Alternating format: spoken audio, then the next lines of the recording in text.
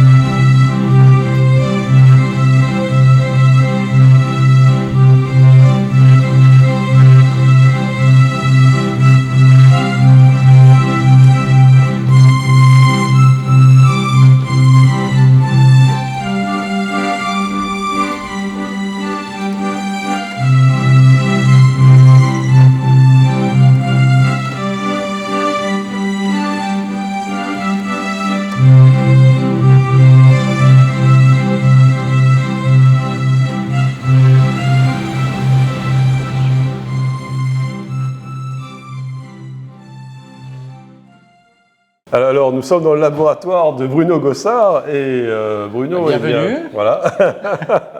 Bruno, c'est un rhum vanille que tu nous prépares et c'est une préparation de longue haleine, c'est toute une attente en fait parce que tu m'as expliqué que plus le temps de préparation est long et plus le mélange se fait, plus les saveurs ressortent. C'est très subtil. Oui, tout à fait. En fait, on voulait montrer cette préparation de rhum vanille qui vient d'être médaillé d'or sur le salon de Lyon et élu meilleur spiritueux français du salon. Donc le rhum vanille, souvent les gens nous posaient la question, monsieur, est-ce qu'un rhum vanille, il suffit de rajouter une gousse dans le rhum ? Et on leur expliquait que c'est beaucoup plus subtil que ça. Plus compliqué que ça, oui. Oui, voilà, parce que nous, notre rhum vanille, qu'on appelle rhum prestige vanille, c'est un rhum où il nous faut plusieurs mois d'attente avant de pouvoir le transformer. Parce que ce rhum, on fabrique nous-mêmes notre extrait de vanille à froid, et déjà pour avoir ce produit, il nous faut 7 à 8 mois d'attente pour pouvoir obtenir cet extrait et l'utiliser ensuite dans notre rhum vanille. D'accord. En fait, là, c'est un extrait de vanille à froid. Ouais. C'est l'ingrédient de base pour pouvoir faire ce rhum.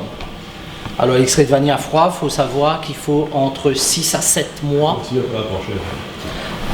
Entre 6 à 7 mois avant qu'il soit à maturité pour pouvoir être utilisé dans la transformation. Alors là, il est à quel stade en fait là? Alors, depuis tout à l'heure, on avait préparé la première étape, si vous voulez, pour la préparation de ce rhum vanille. Ouais. Donc l'étape, comme je vous disais, l'utilisation de l'extrait de vanille à froid. On a 3 ingrédients, donc l'extrait de vanille, la poudre de vanille et la gousse de vanille elle-même, qui va donner aussi du goût, mais des goûts totalement différents en fonction de l'ingrédient entre l'extrait, la gousse et la poudre de vanille. Là, donc, on a créé notre préparation de base avant même d'avoir ajouté le rhum. Donc, cette préparation de base étant faite, on va attendre que ça refroidisse un petit peu pour pouvoir rajouter le rhum et le laisser en macération par la suite avant d'obtenir ce rhum qui a fait les heureux sur le salon de Lyon. Donc celui-là, elle a été doublement médaillée, donc médaille d'argent et d'or sur Lyon. Et celui-là, médaille d'or sur Lyon, élu meilleur spiritueux français. En fait, c'est la préparation, elle est assez rapide, mais c'est le temps d'attente pour avoir nos produits de base qui est le plus long. Déjà, là, quand on sent déjà un précieux, on va dire, nectar qui est enivrant. Je trouve que c'est tout le plaisir de ces arômes. Oui, tout à fait. En fait, on le fera tout à l'heure, mais on pourra goûter juste cette première préparation pour voir si on est à la bonne étape. C'est-à-dire que est-ce qu'on a toutes les saveurs de la vanille qui ressortent dans cette première étape pour transformer le rhum. Parce que si on n'atteint pas cette première étape qui est validée, on ne peut pas passer à l'étape suivante qui est de mettre suffisamment de rhum au bon moment et attendre que la macération se fasse. D'accord. C'est la différence entre le rhum traditionnel et le rhum industriel, c'est que pour le rhum traditionnel, enfin notre rhum arrangé, on a besoin, surtout dans ce processus de vérifier chaque étape, de sentir l'arôme de chaque étape pour voir si on est, comme tu viens de le dire, si on est bien arrivé au bon objectif. Voilà, si on est bien arrivé à destination. Oui, comme je te l'expliquais tout à l'heure, en fait, on a plusieurs étapes. Ouais. Et l'étape principale, c'est d'extraire les saveurs des fruits ou des plantes ou de la vanille qui est là, qui est la première étape pour nous. Tant qu'on n'a pas cette saveur qu'on a extraite de ces ingrédients, ça ne sert à rien d'aller plus loin. Ça ne sert à rien d'aller plus loin. Voilà. Et donc, première étape, c'est d'extraire les saveurs. C'est un produit de tout instant. Donc, comme je t'expliquais tout à l'heure, il faut tous les jours venir vérifier que la macération se fasse bien au niveau du fruit et du sucre, qu'on est c'est comme un organisme, ça voilà, ça vit, voilà. C'est ce qu'on a vu tout à l'heure, ça vit, ça se transforme, les goûts changent. Du jour au lendemain, on se dit, ah ben là, c'est totalement modifié, on a plus de sirop, moins, le fruit a changé de couleur. Donc, c'est différentes étapes. On a vu, quelle que soit la température, en fait, que ce soit... D'ailleurs, la conservation se fait dans le chaud ou dans le froid, justement, pour...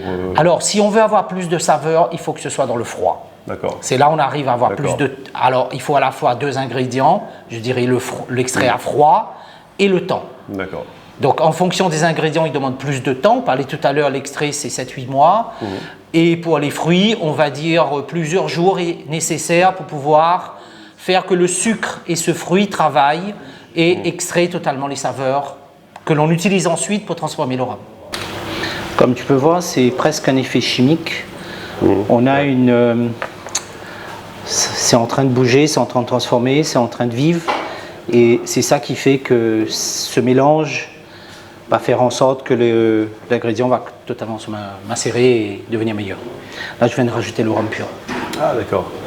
On parlait des rhums justement à base de transformation avec des fruits. Et là, nous sommes devant un rhum litchi. Alors, Bruno, peux-tu nous dire qu'en est-il de l'étape pour le rhum litchi? J'imagine que c'est déjà bien avancé, il y a déjà plusieurs jours d'attente. Oui, alors c'est des litchis de cette saison. Les derniers litchis qu'on a donc pris uniquement les pulpes de fruits, donc uniquement le fruit. Là, on a environ 4 kg de fruits qu'on va laisser en macération avec le sucre directement. Je vous parlais tout à l'heure de cette méthode de transformation du rhum où on va extraire les saveurs. Là, on est dans la première étape, uniquement la pulpe de fruits avec du sucre et on va venir, vous voyez encore les pulpes de fruits qui sont à l'intérieur, donc pure pulpe de fruits, pulpe de litchi. Donc ces pulpes de litchi mélangées avec du sucre, on va venir totalement le mélanger et laisser agir pendant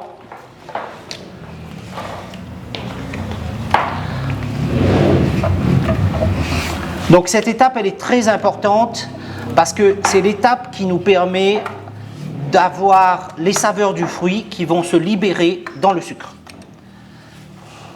Donc cette étape va durer plusieurs jours bien sûr parce que ce n'est pas uniquement en quelques heures ou bien en une soirée qu'on aura les fruits qui vont libérer les saveurs. Je vais revenir donc à plusieurs reprises, tous les jours, afin de venir mixer ce mélange. Il y aura des étapes de transformation. Donc ça va se transformer en sirop, ça va s'oxyder légèrement, ça va libérer des arômes. Et nous, on va venir tous les jours faire ce procédé. Et à un moment donné, on se dira, il y a suffisamment d'arômes qui se sont libérés et on pourra rajouter notre rhum. Ce qui est bien, c'est que déjà, au-dessus de la cuve, on sent déjà ce doux nectar là, de litchi, mais qui est sublimé, c'est ça qui est extraordinaire. Là, tu le sens, c'est juste la première étape, on est à quelques dizaines de minutes de la première étape, Et si tu te rapproches, tu vas sentir qu'il y a des saveurs qui se sont déjà libérées. Ça sent déjà le litchi, quoi. Tu as vu, uniquement en quelques minutes, ça a déjà changé de structure. Ouais. On a des fruits très apparents, un petit sirop qui commence à se mettre en place et des saveurs qui sont en train de se libérer.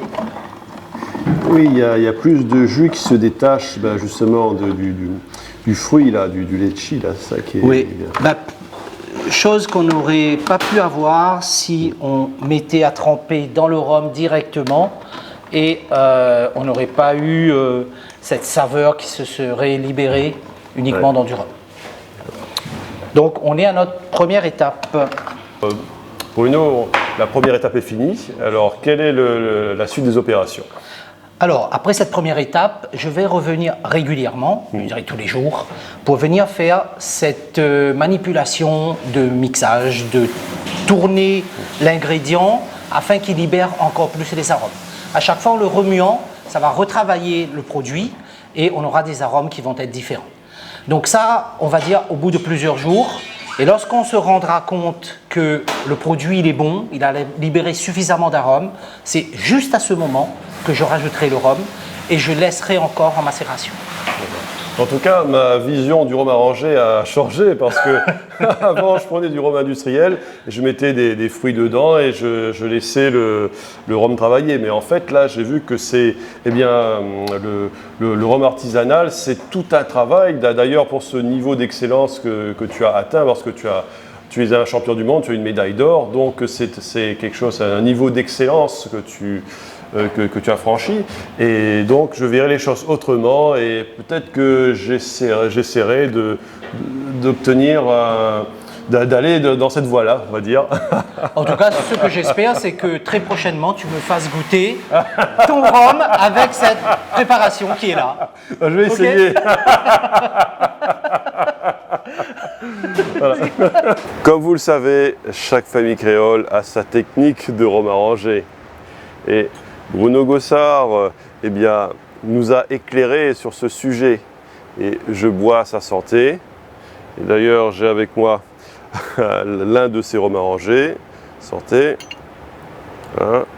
Bon, la taille du verre incite à la modération. Et moi, je vous donne rendez-vous pour un prochain numéro dans Sous la Varangue. À très bientôt.